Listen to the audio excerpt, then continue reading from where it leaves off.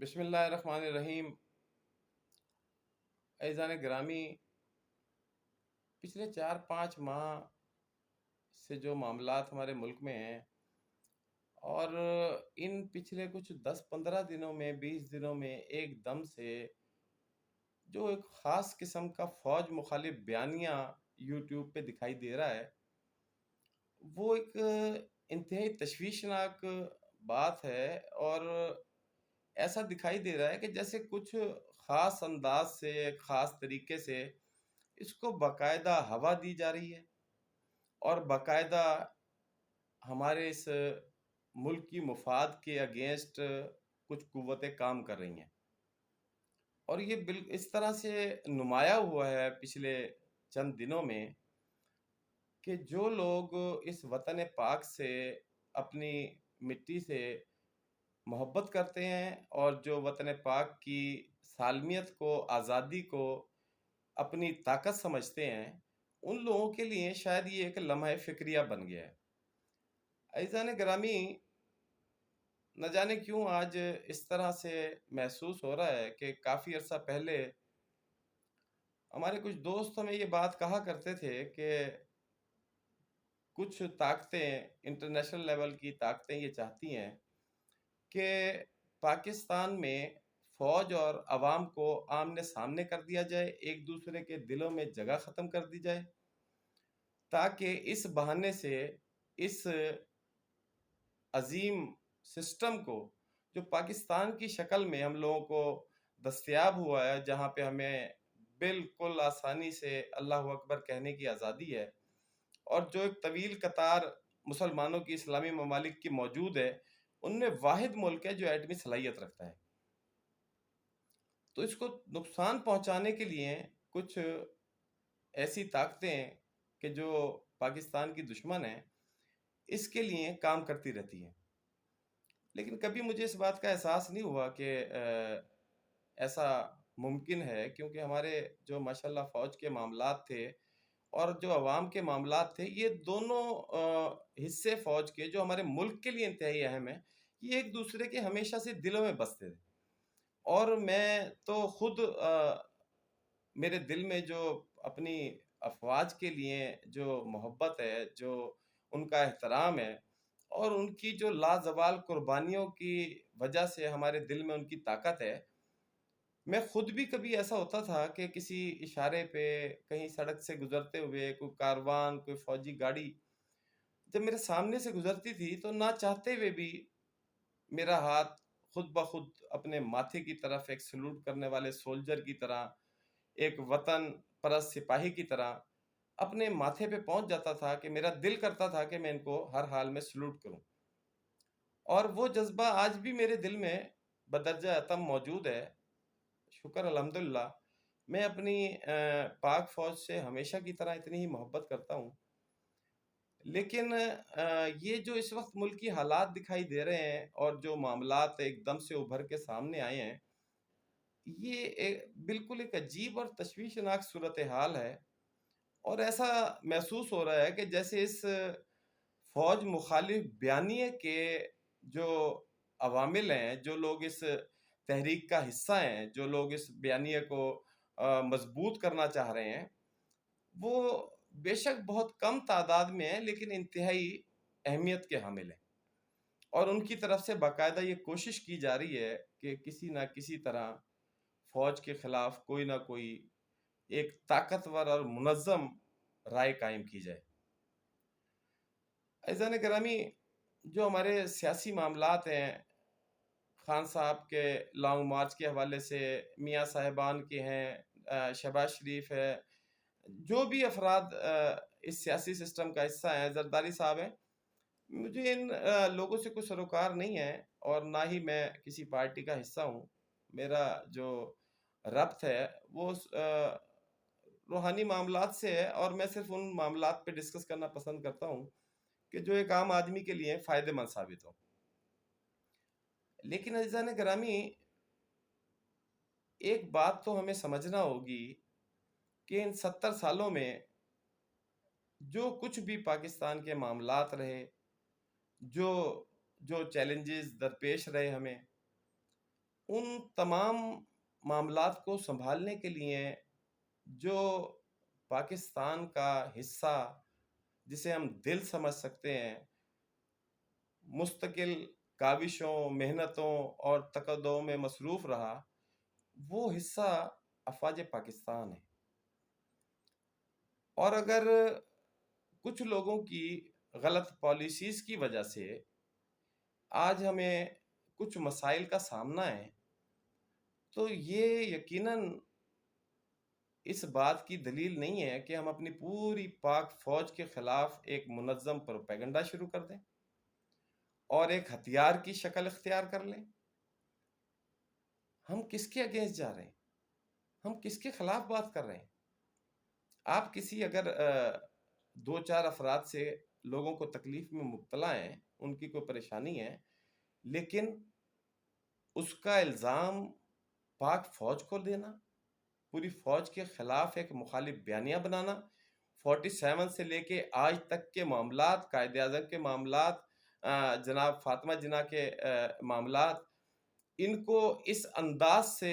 بیان کرنا کہ جناب فلاں حکومت آئی، فلاں جنرل نے ماشاء اللہ لگایا، ایسے ہوا ایسے ہوا ایسے ہوا، اور پھر اس کا متن اس انداز سے بیان کیا جائے کہ وہ سارا جو ملبہ ہے، جو ساری اس کی تکلیف ہے، اس کا ذمہ دار ہم پاک فوج کو ٹھہرائیں، تو میرا خیال ہے کہ یہ شاید ہم ملک دشمنی کر رہے ہیں اور اپنے وطن کے ساتھ زیادتی کر رہے ہیں۔ بہت بار ایسا ہوتا ہے کہ ہم اپنے گھر میں کوئی فیملی ممبر کوئی ایسی بے وقوفی کر دیتا ہے کہ جو بالفرض کیا کسی لڑکے کو خاندان میں محبت ہو گئی اور وہ کسی لڑکی کو لے کے گھر سے بھاگ گیا، تو یہ جو اس کے غیر موجودگی میں خاندان، ماں باپ، بہن بھائی، چچا تایا، خالہ، ماموں، جو لوگ اس معاملے کو فیس کر رہے ہوتے ہیں، ان مخالفین کے سامنے ان کی تکلیف کا اندازہ وہ محبت کرنے والے شاید کبھی سمجھ بھی نہیں پاتے۔ لیکن اگر ہم ان دو بچوں کی بے وقوفی کو سامنے رکھتے ہوئے ان دو خاندانوں کو دیوار میں چنوا دیں، یا ان سب لوگوں کو جیل کرا دیں، یا ان سب لوگوں کے خلاف کوئی ایسا حکم صادر کر دیں جو گناہ گار ہونے والے دو افراد کے علاوہ ان کے پورے خاندان پہ ایک تباہی کی صورت میں نازل ہو، تو کوئی بھی باشعور آدمی، ذی شعور آدمی کبھی بھی یہ بات پسند نہیں کرے گا۔ جب بھی کہیں کوئی پنچایت بیٹھے گی، چار معززین بیٹھیں گے، یا کسی بھی جگہ اس فیصلے کو لے جایا جائے گا، تو وہ لوگ یہ کہیں گے کہ اگر آپ لوگوں کو یہ دونوں مجرم ہیں آپ لوگوں کی نظر میں، اور انہوں نے اگر کوئی غلطی کی ہے تو ان کے ماں باپ، ان کے بہن بھائی تو سزا کے حقدار نہیں ہیں۔ تو عزیزان گرامی، میں یہ سمجھتا ہوں کہ ہمیں اس بات کو یقینی طور پہ سمجھنا ہوگا کہ یہ جو اس وقت ہمارے ملک پہ دشمنوں کے نادیدہ ہاتھ سرگرم ہیں، اور ان کی معاونت کے لیے ہمارے کچھ ایسے افراد جو اس سسٹم کا حصہ بن گئے ہیں، ان کی معاونت کر رہے ہیں، اس کا الزام ہم ساری پاک فوج پہ نہیں ڈال سکتے۔ ہم ایسا نہیں کر سکتے کہ جو بھی معاملات خراب ہوئے ہیں 47 سے لے کے آج تک، اس سب کا الزام ہم اپنی فوج پہ ڈال دیں۔ میں آپ لوگوں کو ایک بات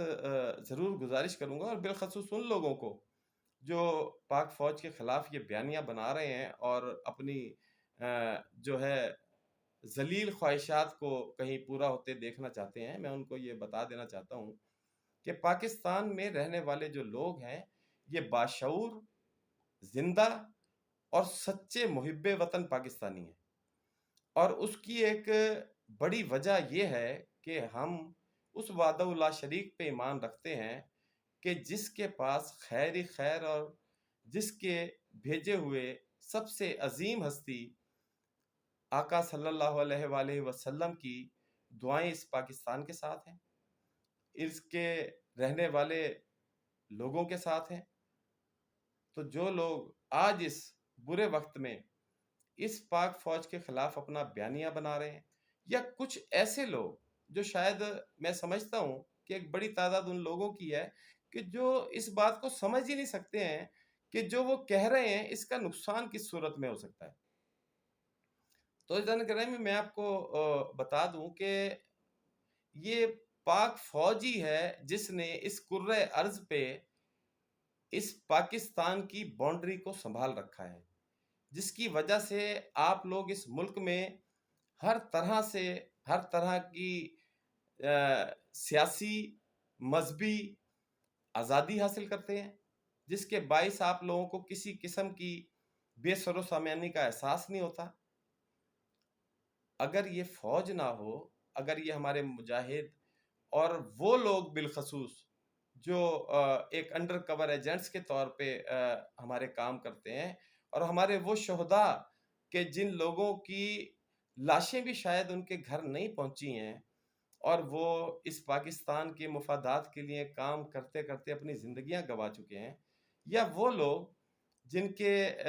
جب لاشیں گھر آتی ہیں ان شہیدوں کی، تو ان کی مائیں بھی اسی طرح کی تکلیف محسوس کرتی ہیں جو ہم اور آپ محسوس کرتے ہیں، لیکن ان کے لہجے ڈگمگاتے نہیں ہیں، ان کی آواز میں ایک خاص قسم کا عنصر پایا جاتا ہے جو اس بات کی نشاندہی کرتا ہے کہ اس ماں کا لہجہ یہ بتا رہا ہوتا ہے کہ ایسے ہزار بیٹے قربان اے پاکستان، تیری شان پر، تیری آن پر،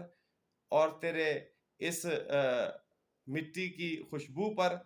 تو ہمیں اس بات کو سمجھنا ہوگا کہ یہ جو پاکستان کی بقا ہے یہ فوج ہی ہے، یہ ہمارے وہ سپاہی ہیں، نہ کہ ہم ایک خاص طبقہ فکر سے تعلق رکھنے والے جو کہ مٹھی بھر لوگ ہیں، اور جو لوگ اس بات کو بار بار دہراتے ہیں، کوئی بنگلہ دیش کی مثالیں دیتے ہیں، کوئی کسی طرح کی مثالیں دیتے ہیں۔ میں ان لوگوں کو بھی یہ بات ضرور کہنا چاہوں گا کہ دیکھیں، اگر فوج ہے تو پاکستان ہے۔ آپ اپنے گرد و نواح میں اتنے طاقتور، اتنے خونخوار اور اتنے بے حس دشمنوں میں گھرے ہوئے ہیں کہ اگر یہ پاک فوج نہ ہو تو آپ کو اندازہ ہو کہ وطن کی اہمیت کیا ہوتی ہے۔ لوگ آپ لوگوں کا جینا حرام کر دیں، طاق میں بیٹھا ہوا ہے 70 سال سے دشمن کہ کسی طرح میں موقع ملے، اور بدنصیبی کی بات یہ ہوگی کہ اگر اس موقع کو فراہم کرنے میں ہم مددگار ثابت ہوئے۔ عزیزان محترم، ہمیں اس بات کی طرف خاص توجہ دینی ہوگی۔ ایک عام فوجی سے، ایک عام فوج سے تعلق رکھنے والے کسی بھی فرد سے کسی نفرت کا اظہار کرنا، ایسا نہ ہو کہ ہم چند افراد کی سزا 7 لاکھ فوج کو نہیں دی جا سکتی۔ اگر کسی کو کوئی گلہ شکوہ ہے، کسی کو کوئی تکلیف ہے، کسی کے کچھ مسائل ہیں، تو ان کا حق ہے کہ وہ کوسچن کریں، سوال کریں، بات کریں، لیکن میں سمجھتا ہوں کہ یہ ہمارا حق نہیں بنتا ہے کہ ہم لوگوں کے سامنے بیٹھ کے کہیں کہ ہمارا بجٹ ایسے ہو گیا، یہ ہو گیا، فلاں ہو گیا، ہم لوگ نیور۔ یہ ہمارا ملک ہے، اور یہ انہی محافظین کے باعث ہے، انہی کی وجہ سے یہ تمام معاملات ہیں۔ اور جو بزنس کرنے والے لوگ ہیں وہ یہ بات بہت اچھی طرح سمجھتے ہیں کہ پاکستان کی سرزمین بے بہا پیسہ کمانے کے لیے جنت ہے، یہاں کون آپ کو پوچھتا ہے؟ آپ اس کرپٹ سسٹم پہ سوالات اٹھاتے ہیں جو کہ چند بدنما چہرے ہیں، اس کی افادیت بھی تو دیکھیں، اس کی افادیت کون لے رہا ہے؟ آپ سب لوگ ہی اس افادیت کا سے کسی نہ کسی طرح فائدہ حاصل کر رہے ہیں۔ تو ہمیں اس بات کی طرف لازمی توجہ دینی ہوگی۔ ایسا نہ ہو کہ ہم کوئی ایسی حماقت کر بیٹھیں، ہم کوئی ایسی بے وقوفی کر بیٹھیں کہ ہم اپنا فخر، اپنی فوج، وہاں رہنے والے وہ 7 لاکھ فوج ہمارا حصہ ہیں، ان کے دلوں میں جو دل دھڑکتے ہیں وہ ہمارے دلوں کی دھڑکن ہے، وہ ہماری پارٹی نہیں ہے، وہ ہمارے مخالفین نہیں ہیں، وہ سخت سردی میں جہاں پہ برف باری ہوتی ہے ہمارے لیے موجود ہیں، ان چوکیوں پر ہمارے لیے گولیاں کھا رہے ہیں، ہمارے لیے معذور ہو رہے ہیں۔ ایسا نہیں ہو سکتا، ایسا نہیں کیا جا سکتا۔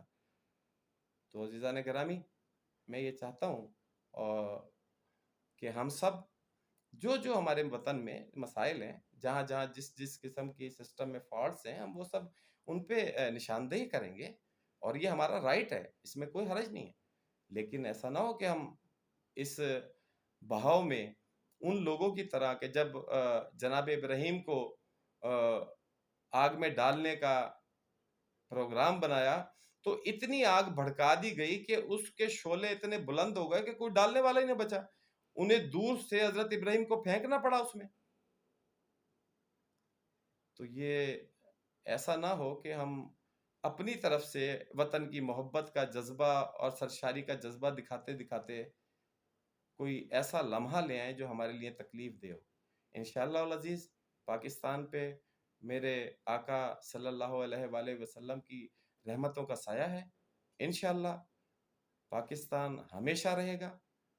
اور آپ سب لوگ، ہم سب لوگ ساتھ رہیں گے۔ پاک فوج ہماری دشمن نہیں ہے، پاک فوج ہمارا فخر ہے۔ ہم آج بھی پاک فوج کے لیے ہر طرح کی قربانی دینے کی طاقت رکھتے ہیں، اور ہمیشہ ہم اپنی پاک فوج کے ساتھ رہیں گے۔ آج کے لیے اتنا ہی، پھر بات کریں۔